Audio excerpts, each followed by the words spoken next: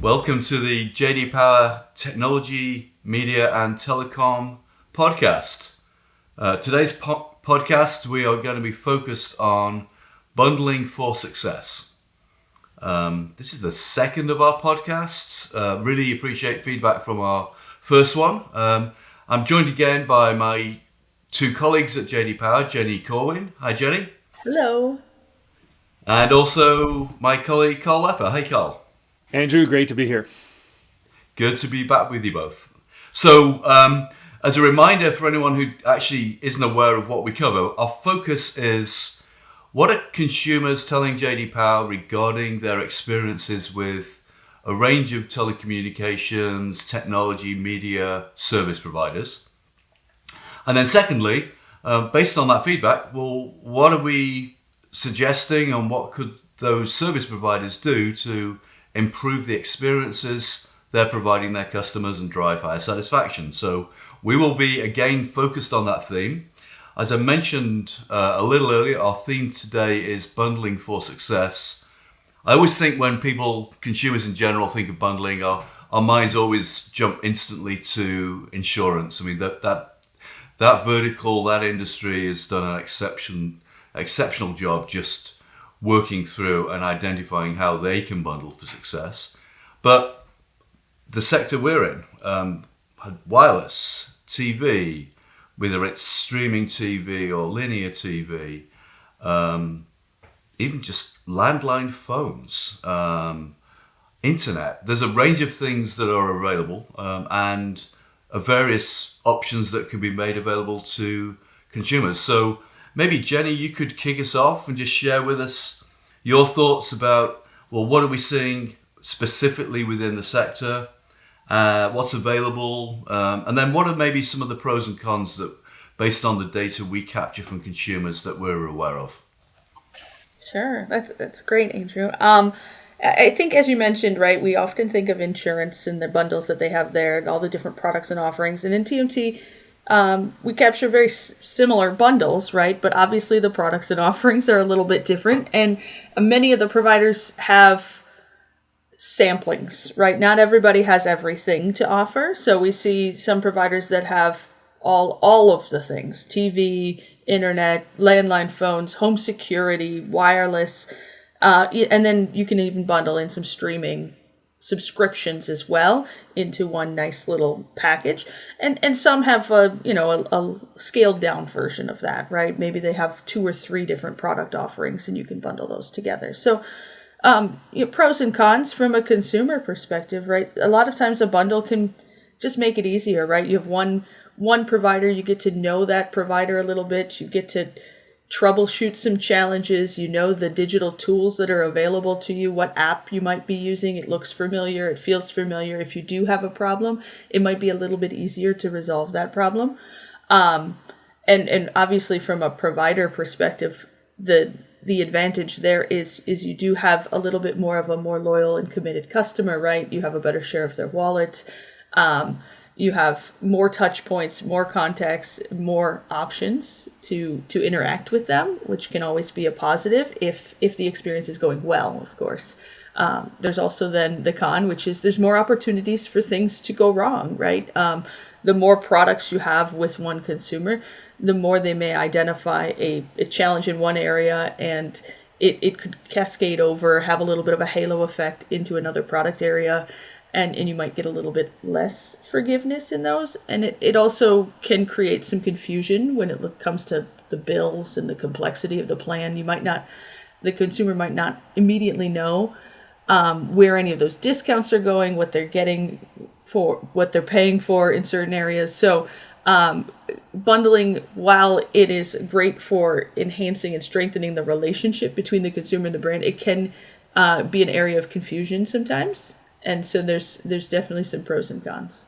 And definitely things people, especially service providers, can do to demonstrate the value they're providing, right? So it's not just a one-time, you used to get a bill that was $80, now it's $160, but I've got to keep reminding you of the additional value of the additional services.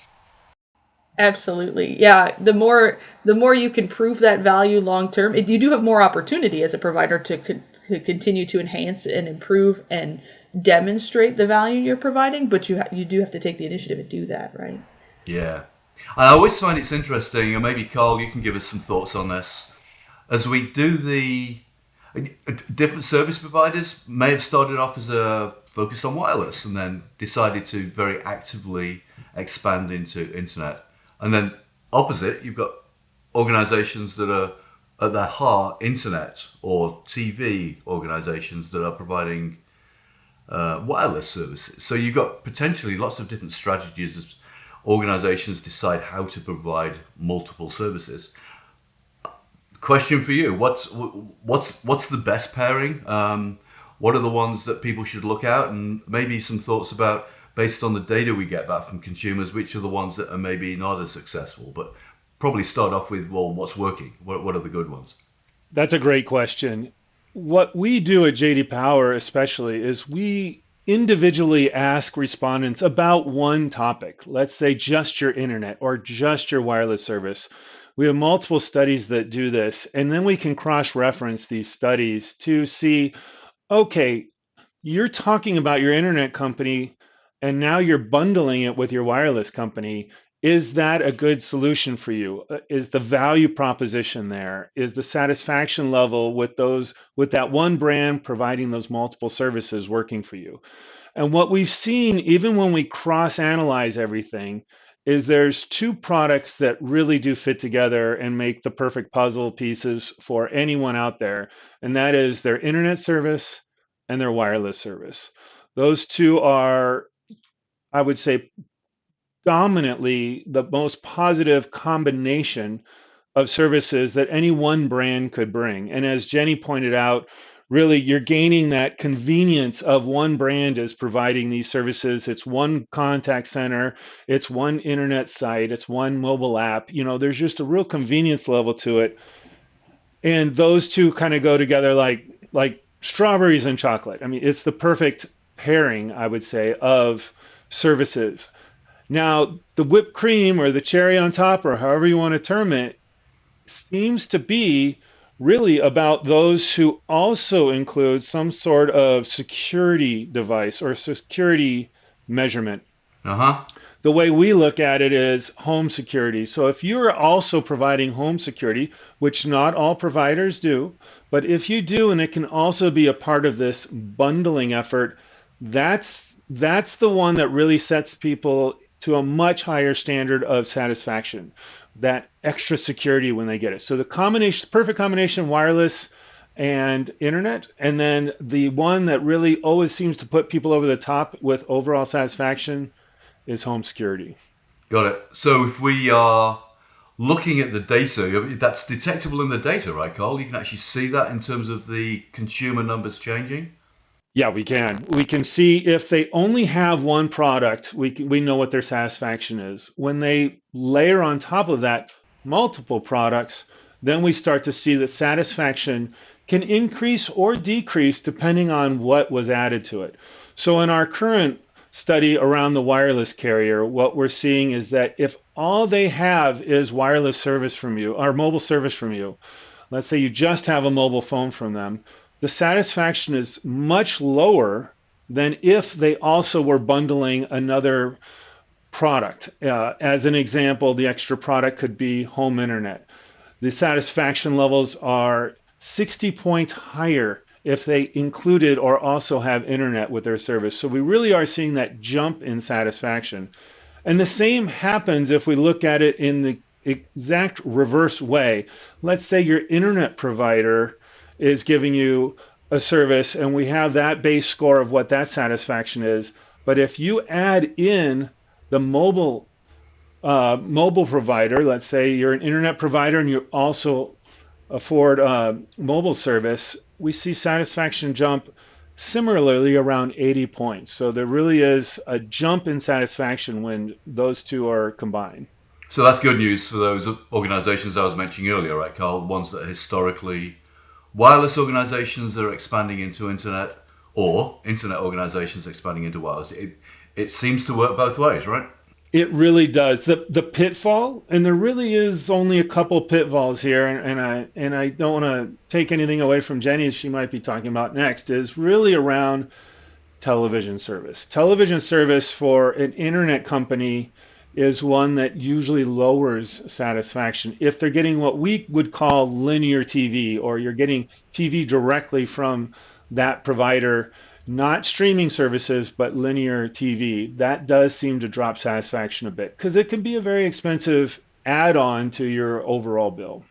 So if internet and wireless are the strawberries and chocolate, I may be taking this to extreme, but potentially there are, the boiled cabbage and sprouts would be linear TV and maybe how TV gets bundled in there. Am I hearing that right?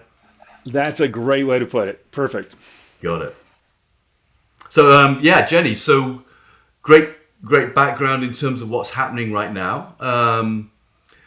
From the point of view, and we always like to focus on this, from the point of view of the service providers that our team at JD Power works with, how can the bundling experience be improved? What should they be thinking on in terms of improving that and helping get better customer experiences? Sure. So I think there's a few things that service providers can focus on. Obviously, as Carl mentioned, satisfaction is generally higher when those bundles happen, right? When you have that consumer with multiple touch points and multiple services. But things they can do to continue to focus on is making sure that the value is clear, like what you're getting for each of those services you provide. So it's not just, look at this great deal you're getting on your internet. We've given you a discount because you've subscribed to multiple products. You're also getting a discount in your wireless service. And look at all of these convenience features, right? Just making people aware of what they have available to them because they have a bundle. Identifying any specific benefits or advantages that come with being a multi-product subscriber. Those kinds of things, increasing consumer awareness, will yield higher satisfaction in the long run and hopefully keep them bundling and keep them with multiple products as the relationship continues. It's not as though bundling is the only solution, right, Jenny? That we see some providers in our study that are focused on one channel, for example, internet, and they just do an outstanding job, deliver great value, and great customer feedback. So it's not you. It's one of many options, but it can be a very helpful option in terms of providing additional value.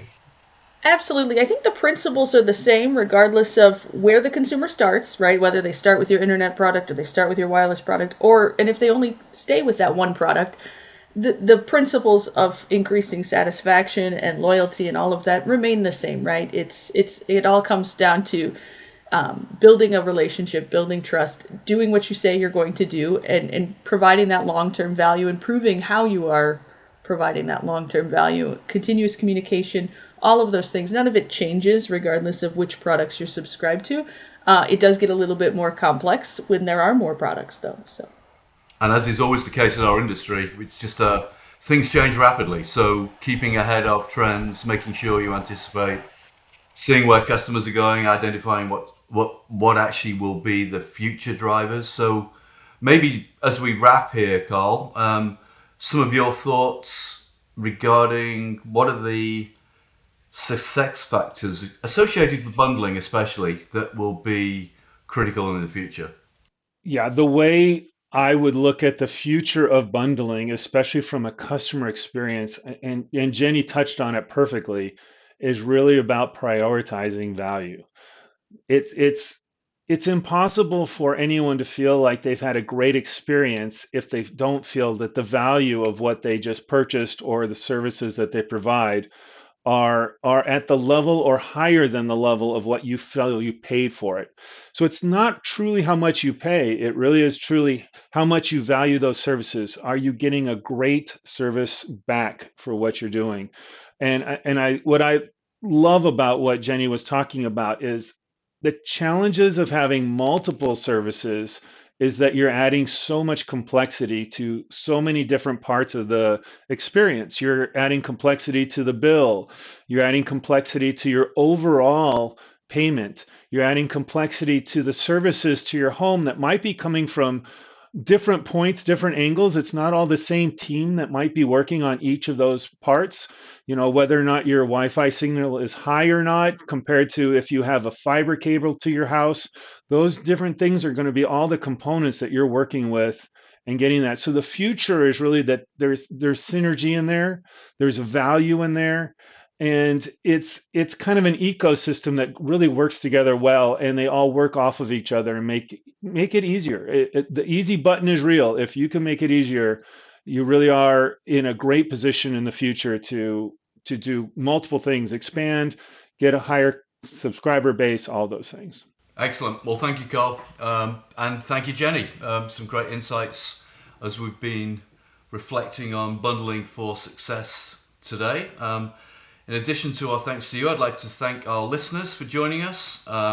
Should you wish to get further information, please do go to our website, jdpower/business, checking out the technology, media and telecommunications section. Next up, we will be completing and then sharing with everyone some more detailed, in-depth insights from our wireless satisfaction study for 2025. So what are the key trends? What are we seeing that's new? What are some of the things that the industry will need to pay attention to based on the latest feedback from customers? So looking forward to being able to share with everyone that in the future, and appreciate everyone's joining us for today's podcast.